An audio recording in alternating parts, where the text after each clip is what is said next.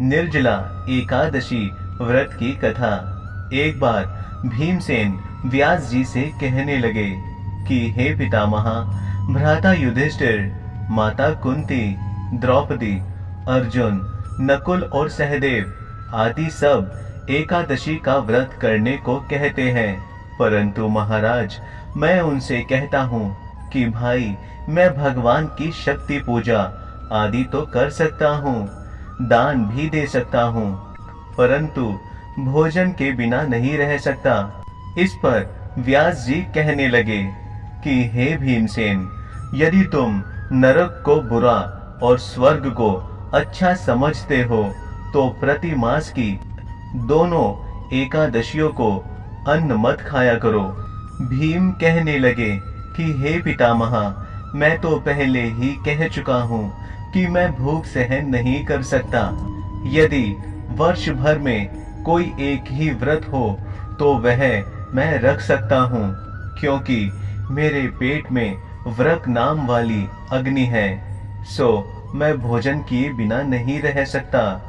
भोजन करने से वह शांत रहती है, इसलिए पूरा उपवास तो क्या, एक समय भी बिना भोजन किए रहना कठिन है। अतः आप मुझे कोई ऐसा व्रत बताइए जो वर्ष में केवल एक बार ही करना पड़े और मुझे स्वर्ग की प्राप्ति हो जाए।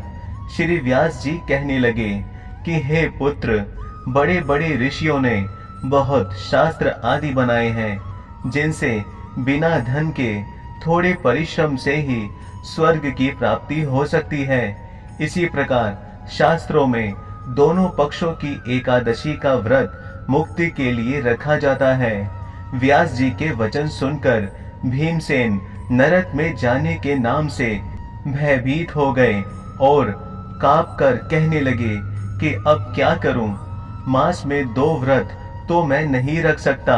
हाँ, वर्ष में एक व्रत करने का प्रयत्न अवश्य कर सकता हूँ। अतः वर्ष में एक दिन व्रत करने से यदि मेरी मुक्ति हो जाए तो ऐसा कोई व्रत बताइए।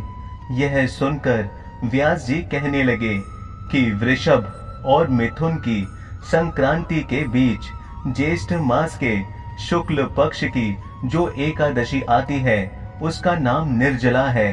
तुम उस एकादशी का व्रत करो। इस एकादशी के व्रत में स्नान और आचमन के सिवा जल वर्जित है। आचमन में 6 मासे से अधिक जल नहीं होना चाहिए, अन्यथा वह मगपान के सदृश हो जाता है। इस दिन भोजन नहीं करना चाहिए, क्योंकि भोजन करने से व्रत नष्ट हो जाता है।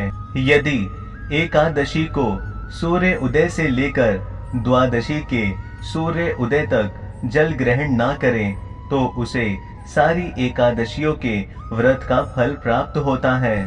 द्वादशी को सूर्य उदय से पहले उठकर स्नान आदि करके ब्राह्मणों को दान आदि देना चाहिए। इसके पश्चात भूखे और सत्पात्र ब्राह्मण को भोजन कराकर फिर आप भोजन कर लेना चाहिए। इसका फल पूरे 1 वर्ष की संपूर्ण एकादशियों के बराबर होता है।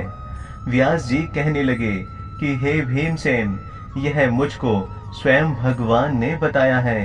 इस एकादशी का पुण्य समस्त तीर्थों और दानों से अधिक है। केवल एक दिन मनुष्य निर्जल रहने से पापों से मुक्त हो जाता है।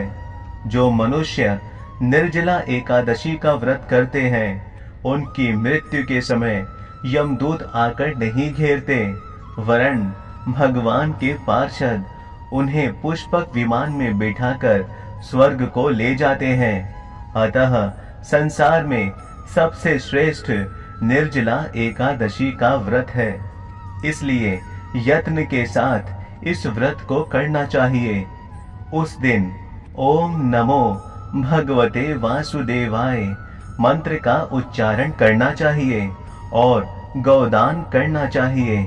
इस प्रकार व्यास जी की आज्ञा अनुसार भीमसेन ने इस व्रत को किया। इसलिए इस एकादशी को भीमसेनी या पांडव एकादशी भी कहते हैं। निर्जला व्रत करने से पूर्व भगवान से प्रार्थना करें कि हे भगवान, आज मैं निर्जला व्रत करता हूँ। दूसरे दिन भोजन करूँगा। मैं इस व्रत को श्रद्धा पूर्वक करूँगा, अतः आपकी कृपा से मेरे सब पाप नष्ट हो जाएं। इस दिन जल से भरा हुआ एक घड़ा वस्त्र से ढककर स्वर्ण सहित दान करना चाहिए। जो मनुष्य इस व्रत को करते हैं उनको करोड़ पल सोने के दान का फल मिलता है, और जो इस दिन यज्ञ आदि करते हैं उनका फल तो वर्णन ही नहीं किया जा सकता। इस एकादशी के व्रत से मनुष्य विष्णु लोक को प्राप्त होता है।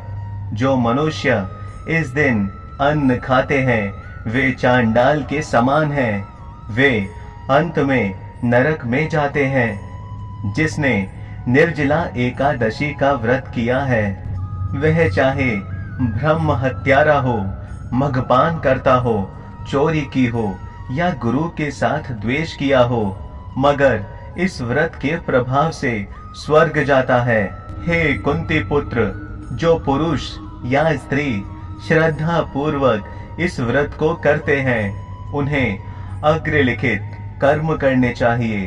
प्रथम भगवान का पूजन, फिर गौदान, ब्राह्मणों को मिष्ठान व दक्षिणा देनी चाहिए तथा जल से भरे कलश का दान अवश्य करना चाहिए। निर्जला के दिन अन्न, वस्त्र आदि का दान भी करना चाहिए। जो मनुष्य भक्ति पूर्वक इस कथा को पढ़ते या सुनते हैं उन्हें निश्चय ही स्वर्ग की प्राप्ति होती है। जय श्री कृष्णा।